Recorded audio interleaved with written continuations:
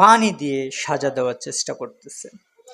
তো এই পানি দিয়ে সাজা দেওয়ার সিস্টেম, একটা জিনিস মনে রাখবেন, এটা শেষবার, সিরিয়াসলি এটা শেষবার।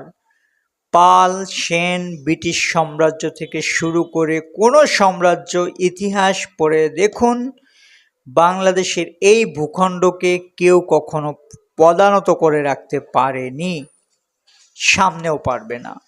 এবং আল্লাহ তাআলা হয়তো আমাদেরকে এই যে পরীক্ষা নিচ্ছেন, কিছুদিন আগস্টে গেল রক্তের বন্যা, এখন পানির বন্যা, মূলত এবং আমি আশা করি আমাদের গ্রেট বাংলাদেশ গড়ার জন্য যে সামষ্টিক তারুণ্যর ভিত্তি, ঐক্য, পরীক্ষা, শক্তি, ত্যাগ, তিতিক্ষা দরকার, সব কিছু তিনি এর মাধ্যমে হয়তো আমাদেরকে দিয়ে দিচ্ছেন। কল্পনা করুন